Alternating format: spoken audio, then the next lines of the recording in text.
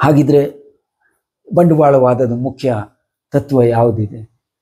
ಖಾಸಗೀಕರಣ, ಉದಾರೀಕರಣ, ಜಾಗತೀಕರಣ. ಇದನ್ನು ಇಂಗ್ಲೀಷ್ನಲ್ಲಿ ಸುಲಭವಾಗಿ LPG ಅಂತಾರೆ. Liberalisation, privatisation, globalisation. ಓಕೆ, ಈಗ ಈ ಗ್ಲೋಬಲೈಸೇಷನ್ ಅಂದರೆ ಜಾಗತೀಕರಣ, ಅದೇ ರೀತಿ ಲಿಬರಲೈಸೇಷನ್ ಉದಾರೀಕರಣ, ಇದು ಬೇಡವೇ? ಅದಕ್ಕೆ ಹೇಳೋದು localisation of economy and globalisation of humanity. ನಾವೇನು ಮಾಡಿದ್ದೇವೆ ಇವತ್ತು ಇದರ. ನಮಸ್ಕಾರ, ಕಾಸ್ಮಿಕ್ ಸೊಸೈಟಿ ಯೂಟ್ಯೂಬ್ ಚಾನಲ್ಗೆ ಪುನಃ ಸ್ವಾಗತ.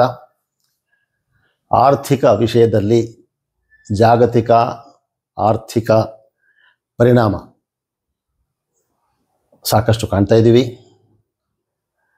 ಭಾರತ ದೇಶ ವಿಶ್ವದಲ್ಲಿ ಆರ್ಥಿಕ ಉನ್ನತ ಸ್ಥಾನಕ್ಕೆ ಬರಬೇಕು ಅಂತ ಉದ್ದೇಶ ಇದೆ. ಮತ್ತು ನಾವು ಸಹ ಪ್ರಗತಿಯ ಹಾದಿಯಲ್ಲಿ ಹೋಗಬೇಕು ಅನ್ನೋ ಒಂದು ಆಸೆನೂ ಇದೆ. ಆದರೆ ಪ್ರತಿಯೊಬ್ಬ ಪೊಲಿಟಿಕಲ್ ಪಾರ್ಟಿ ಏನಂತ ಹೇಳ್ತಾರೆ, ನಾವು ಅಧಿಕಾರದಲ್ಲಿದ್ದರೆ ನಾವು ದೇಶವನ್ನು ಬಹಳಷ್ಟು ಮುಂದೆ ಗತಿಯಲ್ಲಿ ತಗೊಂಡು ಹೋಗ್ತೀವಿ ಅಂತ ಹೇಳ್ತಾರೆ.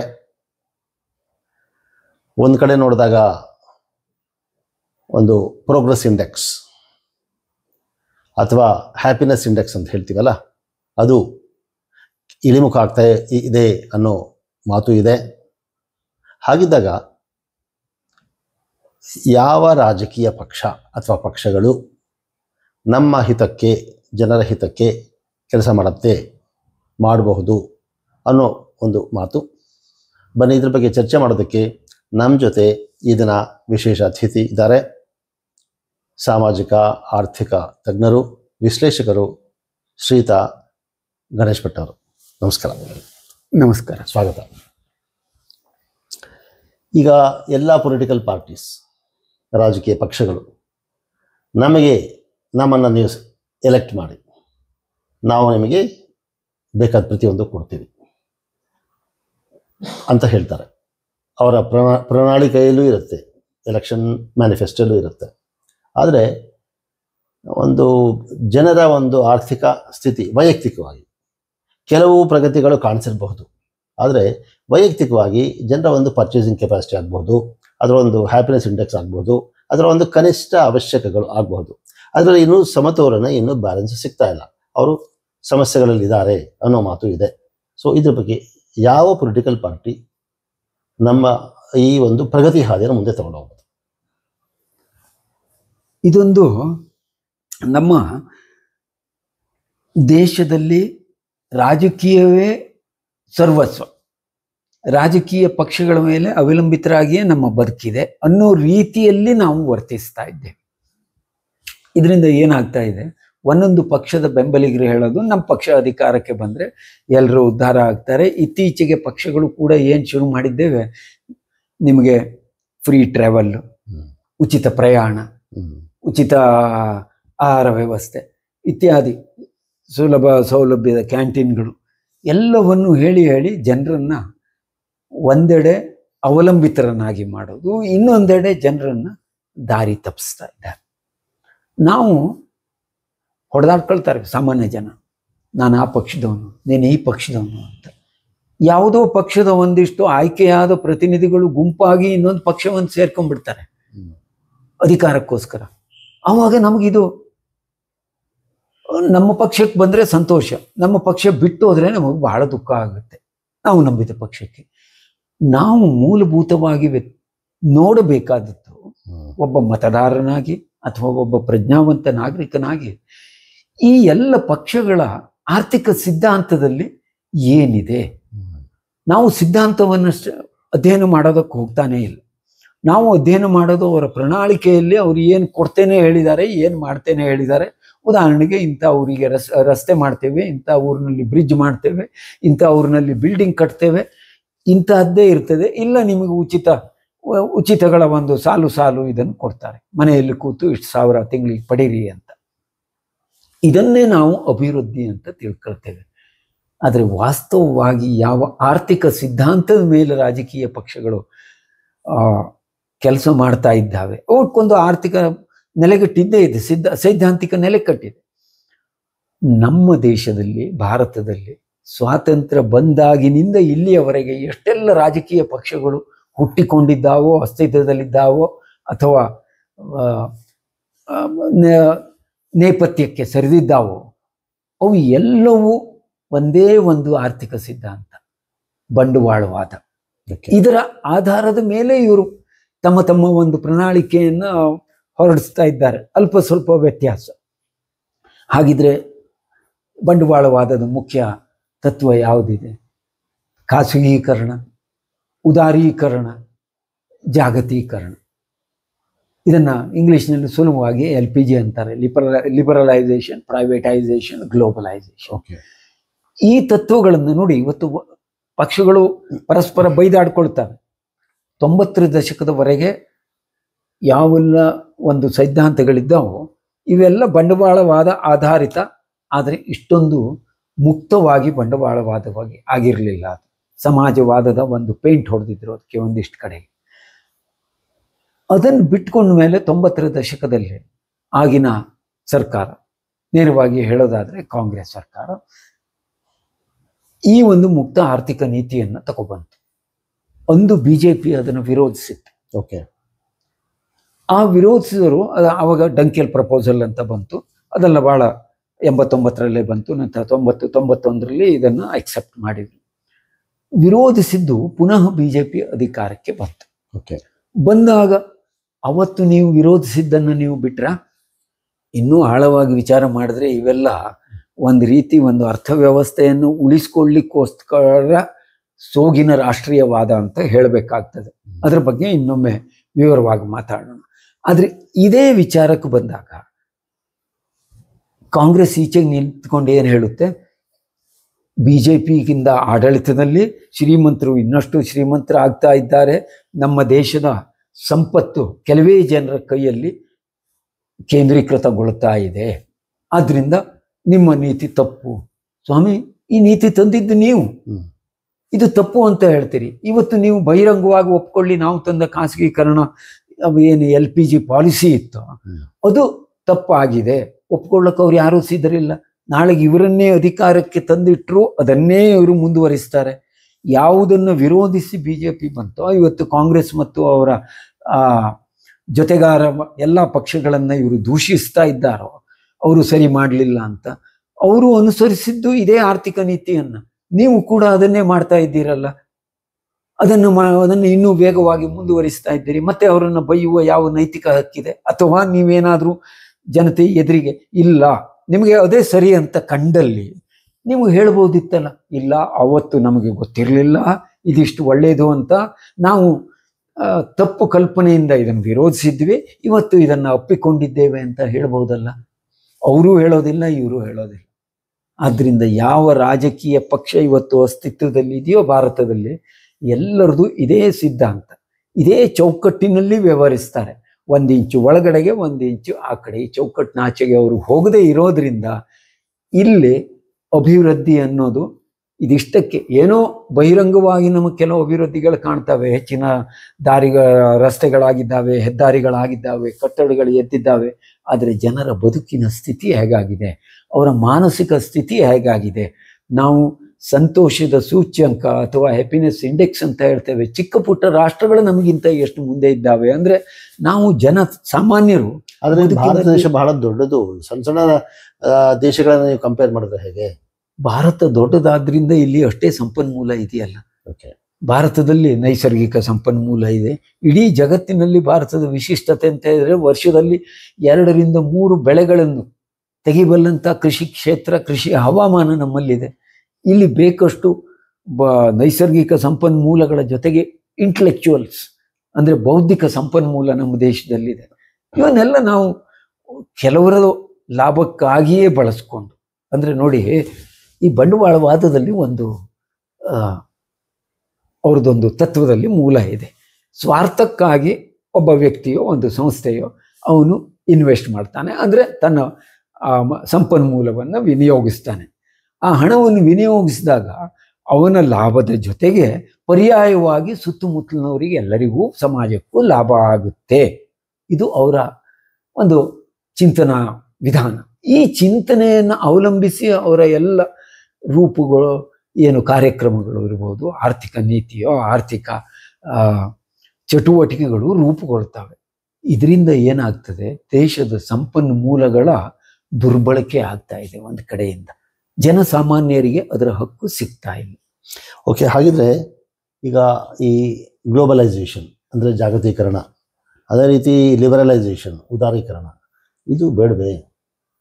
ಇವು ಜಾಗತೀಕರಣ ಯಾವಾಗ ಬೇಕು ಅಂದರೆ, ಒಂದು ಗಾದೆ ಇದೆ, ಯಾವಾಗಲೂ ಸ್ಪರ್ಧೆ ನಡಿಬೇಕಾದ್ರೆ ಇಬ್ಬರ ನಡುವೆ ಸಾಮ್ಯತೆ ಇರಬೇಕು. ಅಂದರೆ ಆ ಸಾಮ್ಯತೆ ಹಾಗೆ level field competition on A level field ಅಂತ ಇಬ್ಬರೂ ನಿಂತ್ಕೊಂಡಿರಬೇಕು. ಒಬ್ಬ ಎತ್ತರದಲ್ಲಿ ನಿಂತ್ಕೊಂಡು ಕಲ್ಲು ಹೊಡೆಯೋದು, ಒಬ್ಬ ಕೆಳಗೆ ನಿಂತ್ಕೊಂಡು ಕಲ್ಲು ಹೊಡೆದ್ರೆ ಕಲ್ಲು ಹೊಡೆಯೋದ್ರಲ್ಲಿ ಗೆಲ್ಲೋನು ಮೇಲಿರುವವನೇ. ಯಾಕೆಂದರೆ ಅವನಿಗೆ ಆ ಪ್ಲೇಸ್ ಅಡ್ವಾಂಟೇಜ್ ಇರ್ತದೆ. ಲೆವೆಲ್ ಫೀಲ್ಡ್ ಇದ್ದಾಗ ಮಾತ್ರ ಅದಾಗುತ್ತೆ. ಆ ಲೆವೆಲ್ ಫೀಲ್ಡ್ ಬೇಕು ಅಂದರೆ ಒಂದು ಸಾಮರ್ಥ್ಯ ಆ ದೇಶಗಳಲ್ಲಿ ಬೆಳಿಬೇಕು, ನಾವು ಜಾಗತೀಕರಣಕ್ಕೆ ಹೋಗಬೇಕು ಅಂತಾದರೆ. ಆದರೆ ಇಲ್ಲಿ ಏನಾಗಿದೆ, ನಾವು ತಪ್ಪಿರೋದು ಇವತ್ತು, ನಾವು ಮಾನವೀಯತೆ ಜಾಗತೀಕರಣ ಮಾಡಬೇಕಿತ್ತು. ಓಕೆ, ಮತ್ತು ಆರ್ಥಿಕತೆಯ ಸ್ಥಳೀಕರಣ ಆಗಬೇಕಿತ್ತು. ಅದಕ್ಕೆ ಹೇಳೋದು localisation of economy and globalisation of humanity. ನಾವೇನು ಮಾಡಿದ್ದೇವೆ ಇವತ್ತು, ಇದರ ವಿರುದ್ಧವಾದ ಪದ್ಧತಿಯಲ್ಲಿ ಹೋಗ್ತಾ ಇದ್ದೇವೆ. Globalisation of economy, localisation of humanity ಅಂತ. ನಾವು ಸ್ಥಳೀಯರು, ನಾನು ಈ ರಾಜ್ಯದವನು, ನಾನು ಈ ಊರಿನವನು, ನಾನು ಈ ಜಾತಿಯವನು, ನಮ್ಮಲ್ಲಿ ವಿಭಾಗಿಸ್ಕೊಂಡು ನಾವು ಪರಸ್ಪರ ದೂಷಿಸಿಕೊಂಡು ದೂರ ಆಗ್ತಾ ಇದ್ದೇವೆ. ಇದಕ್ಕೆ ರಾಜಕೀಯ ಪಕ್ಷಗಳು ಮೂಲ ಕಾರಣ. ಹಾಗಿದ್ರೆ ಇದಕ್ಕೆ ಒಂದು ಬೇರೆ ಮಾರ್ಗ ಯಾವುದು? ಪರ್ಯಾಯ ವ್ಯವಸ್ಥೆ ಇದೆ. ಆರ್ಥಿಕವಾಗಿ ನಾವು ನೋಡಿದರೆ ಇವತ್ತಿನ ಆರ್ಥಿಕ ಒಂದು ವ್ಯವಸ್ಥೆ ಏನಿದೆ, ಇದು ಕೇಂದ್ರೀಕೃತ ಅರ್ಥವ್ಯವಸ್ಥೆ. ಅಂದರೆ ಕೆಲವೇ ವ್ಯಕ್ತಿಗಳಿದ್ದು ಸಂಪನ್ಮೂಲಗಳನ್ನು ಯಾವ ರೀತಿ ಬಳಸಬೇಕು ಅಂತ ಯೋಚನೆ ಮಾಡ್ತಾರೆ, ಮತ್ತು ಇಡೀ ದೇಶಕ್ಕೋ ಅಥವಾ ಒಂದು ಬೃಹತ್ ಕ್ಷೇತ್ರಕ್ಕೋ ರಾಜ್ಯಕ್ಕೋ ಇರ್ಬೋದು, ಸಂಬಂಧಪಟ್ಟಂತೆ ನಮ್ಮ ಯೋಜನೆಗಳು ರೂಪುಗೊಳ್ತವೆ. ಅದು ಹಾಗಲ್ಲ. ಪ್ರತಿಯೊಂದು ಪ್ರದೇಶಕ್ಕೂ, ಚಿಕ್ಕ ಚಿಕ್ಕ ಪ್ರದೇಶಕ್ಕೂ ಅದರದ್ದೇ ಆದ ಒಂದು ವಿಶಿಷ್ಟತೆ ಇರ್ತದೆ. ಅಲ್ಲಿಯ ವಿಶಿಷ್ಟ ಸಂಪನ್ಮೂಲಗಳಿದ್ದಾವೆ.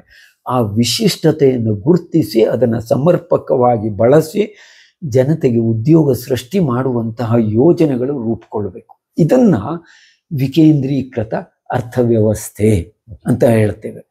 ಈ ವಿಕೇಂದ್ರೀಕೃತ ಅರ್ಥವ್ಯವಸ್ಥೆ ಪ್ರಗತಿಶೀಲ ಉಪಯೋಗ ತತ್ವದ ಮುಖ್ಯ ಗುಣ ಅದರದ್ದು. ಆ ವಿಕೇಂದ್ರೀಕೃತ ಅರ್ಥವ್ಯವಸ್ಥೆಯನ್ನು ಮಾಡಿದಾಗ ಇದ್ರ ಜೊತೆಗೆ ಏನು ಬರ್ತದೆ, ತಾವು ಹೇಳಿದ್ರಲ್ಲ, ಅಭಿವೃದ್ಧಿ ಆಗಬೇಕು. ಹೌದು, ಎಲ್ಲ ಕ್ಷೇತ್ರಗಳಲ್ಲಿಯೂ ಅಭಿವೃದ್ಧಿ ಆಗಬೇಕು.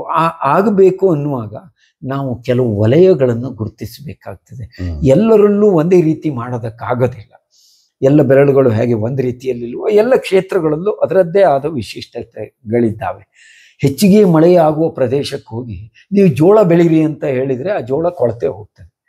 ಎಲ್ಲಿ ಹಿತಮಿತವಾದ ಮಳೆ ಇರ್ತದೆಯೋ ಅಲ್ಲಿ ಜೋಳ, ಮೆಣಸಿನಕಾಯಿ ತುಂಬ ಚೆನ್ನಾಗಾಗ್ತದೆ. ಒಂದು ಚಿಕ್ಕ ಉದಾಹರಣೆ, ಈಗ ಒಂದು ಕರಾವಳಿ ಪ್ರದೇಶದಲ್ಲಿ ಎಲ್ಲಿ ಮಳೆ ಸುರಿತಾ ಇರ್ತದೋ, ನೀವು ಮೆಣಸಿನಕಾಯಿ ಬೆಳೆಯೋಕೆ ಹೋದರೆ ಎಲ್ಲ ಮೆಣಸಿನಕಾಯಿ ಕೊಳ್ತಾ ಹೋಗ್ತದೆ, ಜೋಳನು ಕೊಳ್ತಾ ಹೋಗ್ತದೆ. ಆ ಪ್ರದೇಶಕ್ಕೆ ವಿಶಿಷ್ಟವಾದ ಗುಣಧರ್ಮವನ್ನು, ಅಂದರೆ ಅಲ್ಲಿಯ ಹವಾಮಾನ ಎಲ್ಲ ಆಧರಿಸಿ ಕೇವಲ ಬೆಳೆ ಅಷ್ಟೇ ಅಲ್ಲ, ಉದ್ಯಮಗಳನ್ನು ಕೂಡ ಅದೇ ರೀತಿಯಲ್ಲಿ ಸ್ಥಾಪಿಸಬೇಕು.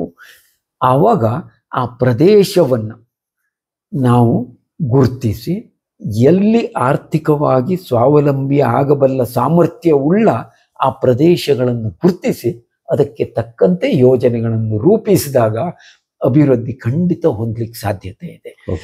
ಒಂದು ಇಡೀ ದೇಶ ಅಭಿವೃದ್ಧಿ ಹೊಂದಬೇಕು ಅಂದರೆ ಕೇವಲ ಕೆಲವು ನಗರಗಳು, ನಮ್ಮ ಕರ್ನಾಟಕವನ್ನೇ ತಗೊಳ್ಳಿ, ಮಾತೆತ್ತಿದ್ರೆ ಬ್ರ್ಯಾಂಡ್ ಬೆಂಗಳೂರು ಸಿಂಗಾಪುರ ಏನೇನೋ ಹೇಳ್ತೇವೆ. ಹಾಗಿದ್ರೆ ಬೆಂಗಳೂರು ಅಕ್ಕಪಕ್ಕ ಈ ಕರ್ನಾಟಕದ ಮೂಲೆಯಲ್ಲಿ ಅಭಿವೃದ್ಧಿ ಆಗಿದೆ ಕೇಳಿದ್ರೆ ಇಲ್ಲ. ಆ ಎಲ್ಲ ಮೂಲೆಗಳು ಅಭಿವೃದ್ಧಿ ಎಲ್ಲ ಕಡೆಯಲ್ಲೂ ಅಭಿವೃದ್ಧಿ ಆದಾಗ ಮಾತ್ರ ಕರ್ನಾಟಕ ಅಭಿವೃದ್ಧಿ ಹೊಂದಿದೆ ಅಂತ ಹೇಳ್ಬೋದು. ಎಲ್ಲ ರಾಜ್ಯಗಳು ಆದಾಗ ಭಾರತ ಅಭಿವೃದ್ಧಿ ಹೊಂದಿದೆ ಅಂತ ನಾವು ಹೇಳ್ಬೋದು. ಆ ಮಟ್ಟಕ್ಕೆ ಹೋಗಬೇಕು ಅಂದರೆ ಮೊದಲನೇದಾಗಿ ನಾವು ವಿಕೇಂದ್ರೀಕೃತ ಅರ್ಥನೀತಿಯನ್ನು ಅನುಷ್ಠಾನಕ್ಕೆ ತರಬೇಕು. ಎರಡನೇದು ಪ್ರಾದೇಶಿಕವಾಗಿ ನಾವು ಗುರುತಿಸ್ಕೊಳ್ಬೇಕು ಈ ವಲಯಗಳನ್ನು. ಇಂದಿನ ತಜ್ಞರಿಗೆ ಅನುಕೂಲಕ ಆಗಲಿ ಅಂತ 50 ವರ್ಷಗಳ ಹಿಂದೆಯೇ ಪ್ರೌತದ ಪ್ರತಿಪಾದಕರು ಈ ಒಂದು ಇಂತಹ 44 ಪ್ರದೇಶಗಳನ್ನು ಭಾರತದಲ್ಲಿ ಗುರುತಿಸಿದ್ದಾರೆ. ಈ 44 ಪ್ರದೇಶಗಳಿಗೆ ಆರ್ಥಿಕವಾಗಿ ಸ್ವಯಂ ಸ್ವಾವಲಂಬಿ ಆಗಬಲ್ಲಂತಹ ಪೊಟೆನ್ಷಿಯಾಲಿಟಿ ಅಂದರೆ ಆ ಸಾಮರ್ಥ್ಯ ಇದೆ. ಅದರ ಪ್ರಕಾರ ಯೋಜನೆಗಳನ್ನು ರೂಪಿಸ್ಕೊಳ್ಬೇಕು. ಇದನ್ನು ಮಾಡಿದರೆ ಕೆಲವೇ ವರ್ಷಗಳಲ್ಲಿ ನಾವು ಇವತ್ತು ಕೇಳ್ತೇವೆ 2047 ಇನ್ನೂ 22 ವರ್ಷಗಳ ನಂತರ ಸಮೃದ್ಧ ಭಾರತ ಅಂತ. ಅಷ್ಟೆಲ್ಲ ವರ್ಷ ಕಾಯ್ಬೇಕಾಗಿಲ್ರಿ. ಈ ಹೊಸ ಪದ್ಧತಿ ವಿಕೇಂದ್ರೀಕೃತ ಅರ್ಥನೀತಿಯಲ್ಲಿ ಬಂದರೆ 3 ರಿಂದ 5 ವರ್ಷಗಳಲ್ಲಿ ನಾವು ಇಡೀ ದೇಶವನ್ನು ಸಮೃದ್ಧಿ ಆಗಿಸ್ಲಿಕ್ಕೆ ಸಾಧ್ಯತೆ ಇದೆ. ಆವಾಗ ಸಮೃದ್ಧ ಭಾರತ ಖಂಡಿತಕ್ಕೂ ಆಗ್ತದೆ. ಓಕೆ, ಹಾಗಂದ್ರೆ ನೀವು ಹೇಳೋದು regional outlook, universal outlook with regional development, regional application ಅಥವಾ globalise humanity, localise economy. Okay, ಇಕಾನಮಿಕಲಿ ನಾವು ಸ್ಥಳೀಯವಾಗಿ ನೋಡಿ ಮಾನವ ಒಂದೇ, ಇಡೀ ಜಗತ್ತು ಮಾನವರೆಲ್ಲರೂ ಒಂದೇ. ನಾವೆಲ್ಲರೂ ಒಂದಾಗಿರೋಣ. ಆದ್ರೆ ನಮ್ಮನೆಯಲ್ಲಿ ನಾವೇ ಅಡುಗೆ ಮಾಡ್ಕೊಂಡು ಊಟ ಮಾಡೋಣ. ಓಕೆ, ಇದು. ಧನ್ಯವಾದಗಳು ವೀಕ್ಷಕರೇ.